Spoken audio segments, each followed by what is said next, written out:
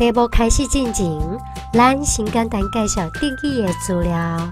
这个语言的使用者主要是在欧洲，包括着德国、奥地利、利丁斯坦、瑞士、卢森堡。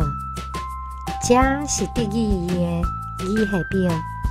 这个题目要探讨的是德语的两项擦音和甲硬腔擦音。以下是几个德语的词类，甲因对应的英语的意思。Nicht, riechen, schlecht, riechen, heimlich, rechts, kriechen, wach, lachen, kocht, versuchen, hoch, Flucht, verflucht。A 这题问讲，和甲是不是同一个音素的同位音 ？B 这题问讲，你若判断讲因是同一个音素的同位音，那么请你找出一条规律来描述这两个同位音因之间的规律变化。大先第一步，请你找出最小变异组。经过观察了后呢？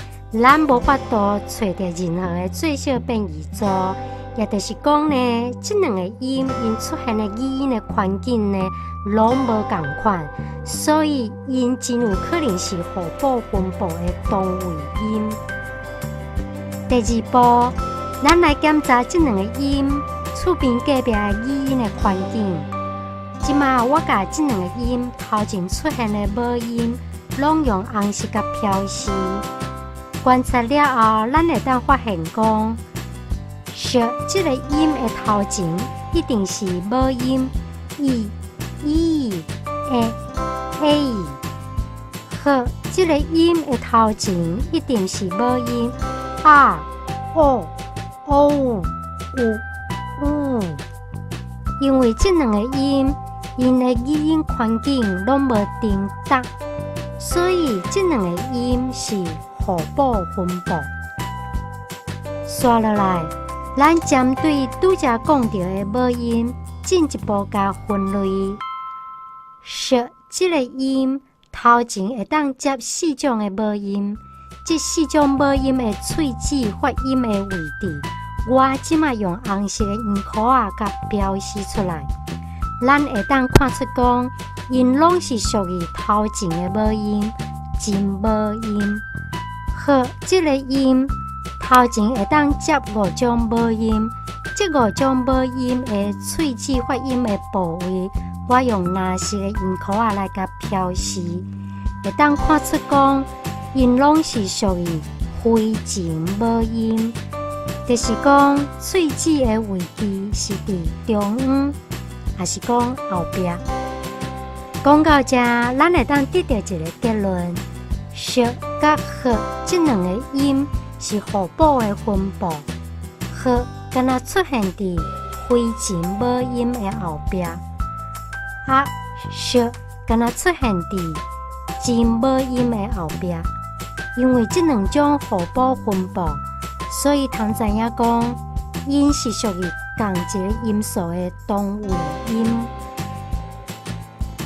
第三步。即马，咱来判断讲，这两个音倒一个才是异式的形式。根据咱头拄的讨论，咱通知影讲，和这个音会当出现伫5种的母音的后壁。不过，这个音敢若会当出现伫4种母音的后壁，因为和这个音出现的环境较宽。所以呢，咱就将伊当作是异式的形式。刷落来，咱来建立一个规律。拄则有讲过，面顶这5个母音，拢是属于阳母音，也是讲后母音。下底这4个母音呢，拢是属于真母音，就是讲呢，因的发音毋是后壁，嘛毋是中央。毋是后母音，嘛毋是阳母音。动尾音的变化是为和这个音变做sh这个音。咱来用文字来描述，就是讲和这个音素头前接到真母音，也就是讲呢，伊唔是拄到后母音，嘛唔是用母音。这个时阵呢，伊就变做sh这个音。咱若用符号来描述的结果呢，就亲像安尼。